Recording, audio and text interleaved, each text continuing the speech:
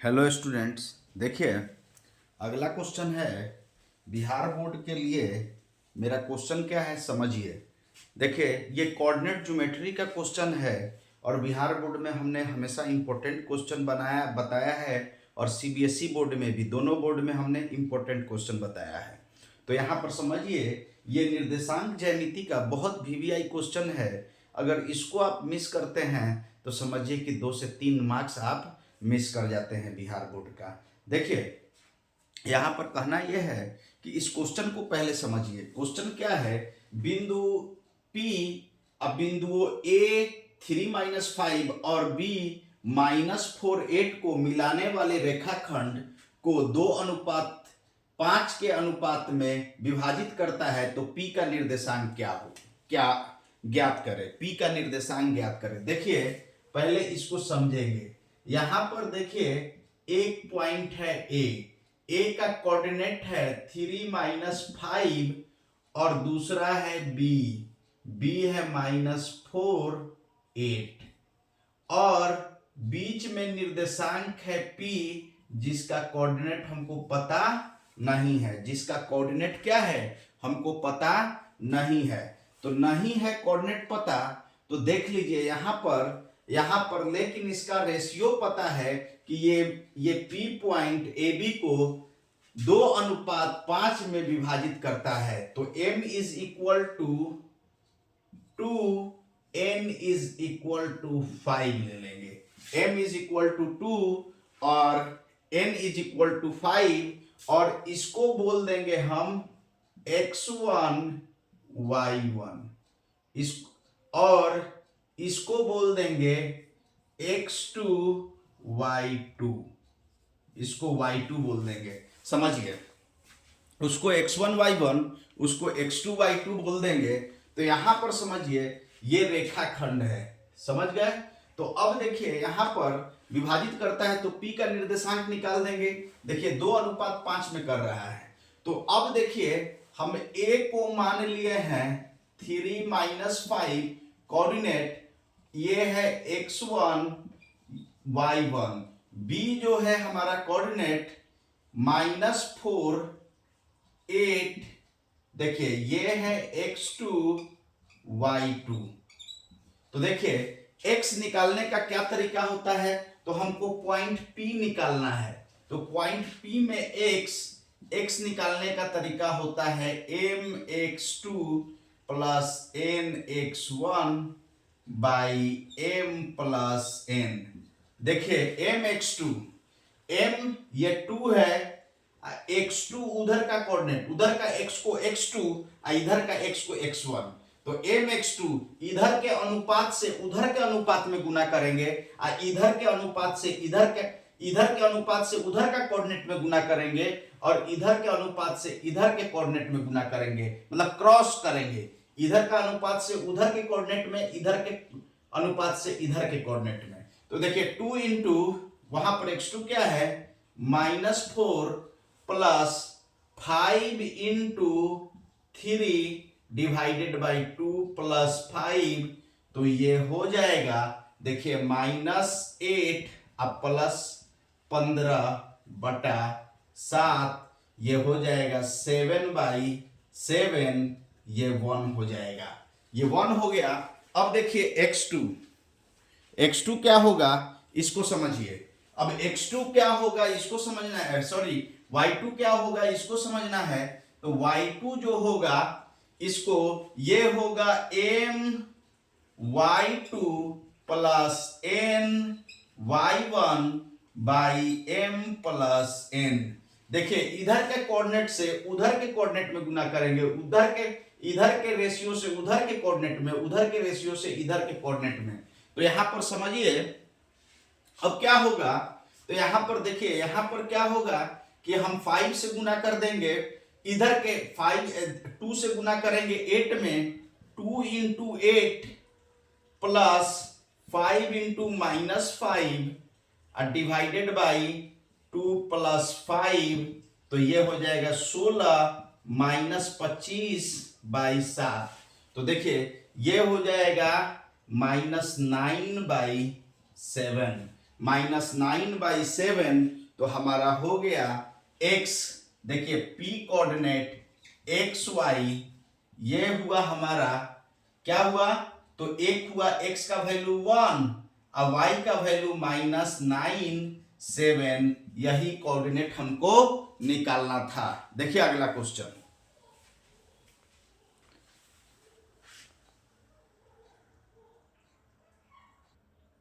देखिए अगला क्वेश्चन है हमारा, अगला क्वेश्चन है यहां पर समझेंगे कि अगला क्वेश्चन क्या कह रहा है। अगला क्वेश्चन कह रहा है कि सिद्ध करे कि बिंदु 1 1 5 2 और 9 5 संरेख नहीं है।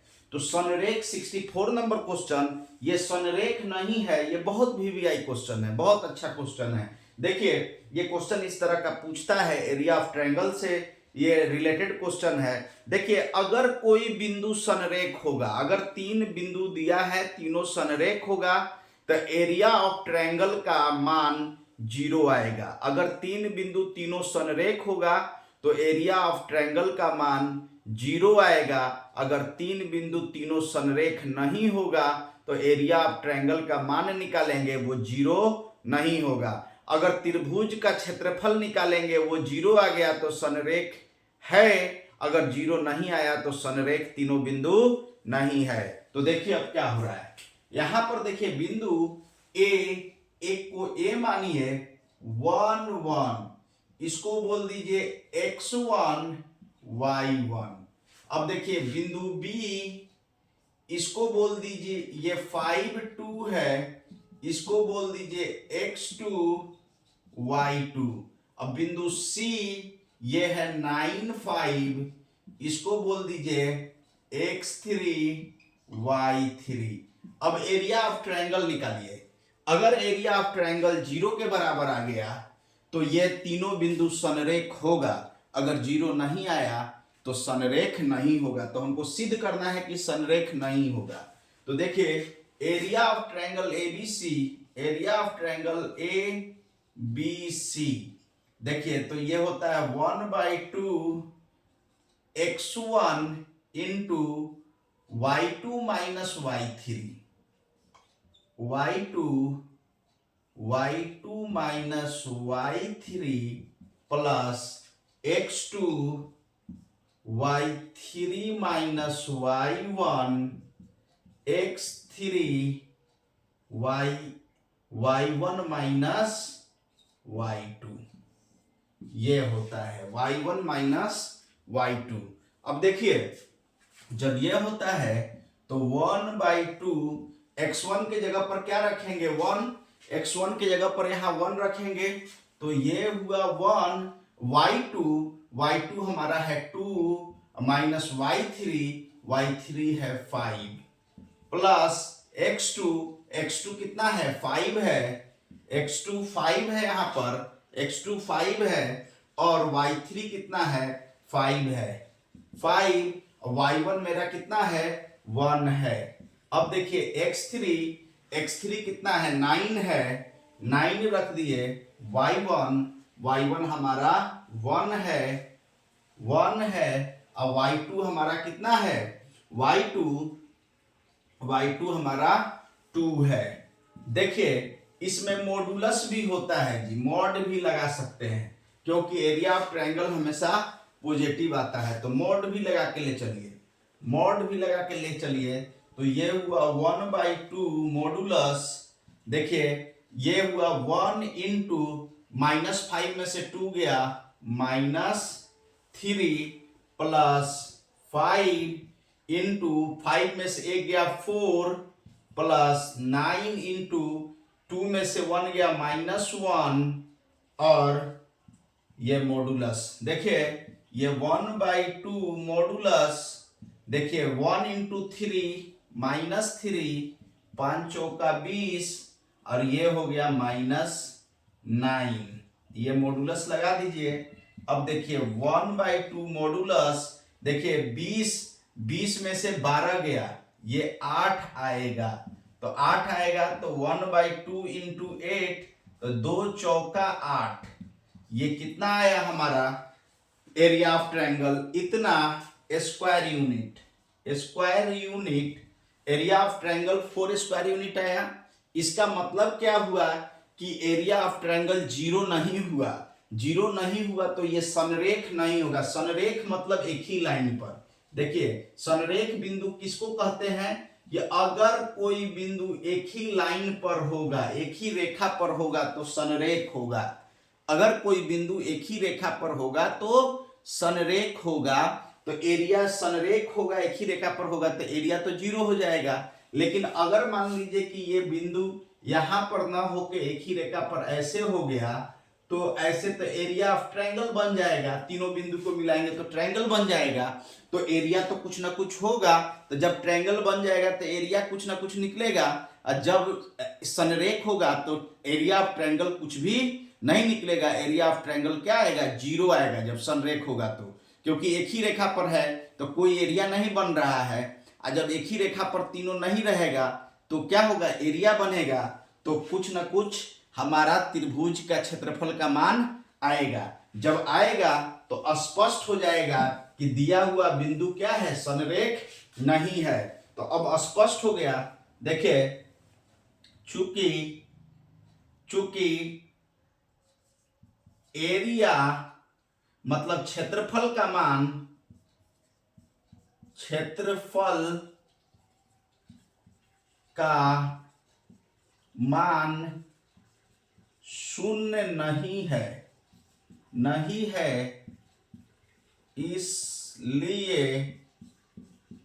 इसलिए ये तीनों बिंदु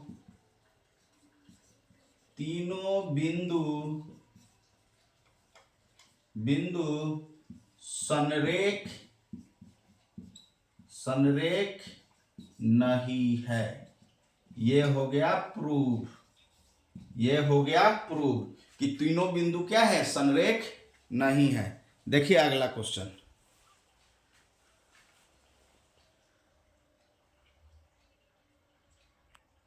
देखिए अगला क्वेश्चन है हमारा। अगला क्वेश्चन है कि उस त्रिभुज का क्षेत्रफल ज्ञात करें। अगला क्वेश्चन है कि उस त्रिभुज का क्षेत्रफल ज्ञात करें जिसके शीर्ष -5 1, 3 -5 और 5 2 है। शीर्ष दिया हुआ है। तो देखिए ट्रायंगल यहां पर सबसे पहले बना लेंगे। ट्रायंगल बना लेंगे तो ट्रायंगल ये हमने बना लिया। ए देखिए -5 -1, इसको बोल दीजिए x1 y1।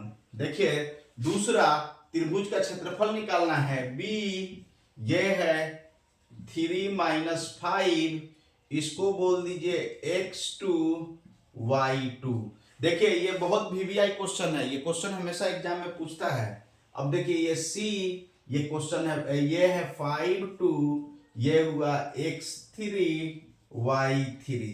तीनों बिंदु त्रिभुज का दिया हुआ है। तो देखिए सॉल्यूशन यहां पर a -5 -1 इसको ले लिए x1 y1।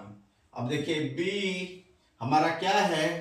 3 -5 इसको ले लिए x2 y2। अब देखिए c मेरा पॉइंट क्या है? 5 2, इसको लिख लिए x3 y3। अब एरिया ऑफ ट्रायंगल का क्या फॉर्मूला होता है इसको समझिए। एरिया ऑफ ट्रायंगल का फॉर्मूला होता है एरिया ऑफ ट्रायंगल ABC, मतलब त्रिभुज ABC का क्षेत्रफल। एरिया मतलब क्षेत्रफल का फॉर्मूला होता है 1/2 x1 y2 y3 प्लस देखिए होता है x2 y3 y1 plus x3 y1 y2। ये होता है फॉर्मूला। अब इस फॉर्मूला का इस्तेमाल करेंगे। एक क्वेश्चन इस फॉर्मूला के आधार पर क्षेत्रफल निकालने का हमेशा रहता है। याद रखिएगा ये वीवीआई क्वेश्चन है, बहुत वीवीआई क्वेश्चन है। देखिए 1/2 x1 कितना है? -5। तो यहां पर रखेंगे माइनस, देखिए -5 इंटू y2 है 3, y2 है देखिए y2 है -5 और y3 है 2, तो ये हो गया -2 प्लस x2 हमारा कितना है 3 है और y3 कितना है 2, y3 हमारा कितना है 2 माइनस y1 कितना है -1 माइनस माइनस +1। अब देखिए x3 कितना है, तो x3 हमारा 5 है, x3 हमारा कितना है 5 है और y1 कितना है -1 और y2 है -5, तो माइनस माइनस प्लस। देखिए यहां पर ये 1/2 देखिए -5 इंटू -7 ये हो जाएगा +3 × 3 +5 × 4 ये हो जाएगा। तो देखिए ये होगा 1/2, 5 सत्ते 35, 5 सत्ते 35, 3 तिहाई 9, 5 चौका 20। देखिए ये 1/2 इंटू 35, अब 35 और 9, 35 9, तो देखिए ये हो जाएगा 44 और 44 20 64 64। 2 से कितना बार में कट गया 32, तो इसका एरिया आया 32 वर्ग इकाई, 32 वर्ग इकाई। तो इस त्रिभुज का क्षेत्रफल आया, देखिए 32 वर्ग इकाई। इस तरह से हम लोग निकाल लेंगे। देखिए हमने बहुत मेहनत से ये क्वेश्चन सब बनाया है। इन सारे क्वेश्चनों को मैंने रिसर्च करके बनाया है और सारा का जो गेस है, गेस के रूप में बनाकर, सेट के रूप में बनाकर मैंने 2 सेट निकाला है, बिहार बोर्ड के लिए बनाया है, जो बहुत वीवीआई क्वेश्चन है, जो हमारा मतलब कि टेलीग्राम चैनल पर क्वेश्चन हमने डाल दिया है टेलीग्राम चैनल पर। और मेरे टेलीग्राम चैनल का जो लिंक है, वो लिंक मेरे हर यूट्यूब के डिस्क्रिप्शन में होता है। हर यूट्यूब के वीडियो के डिस्क्रिप्शन में मेरा टेलीग्राम चैनल का लिंक मौजूद होता है। वहां से जाएंगे टेलीग्राम चैनल पर और ये सारा क्वेश्चन ले लेंगे, ठीक है, फ्री ऑफ कॉस्ट लेंगे। बहुत सारा क्वेश्चन हम डालते रहेंगे जो आपको फायदा करते रहेगा, ठीक है। वहां से ले लेंगे और बनाएंगे, और देखिए बनाएंगे और बहुत सारा एमसीक्यू बीच बीच में हम देते रहेंगे जो आपको फायदा पहुंचाएगा, ठीक है। और मेरा काम अच्छा लगे तो मेरा चैनल को सब्सक्राइब कर लीजिएगा। Thank you so much.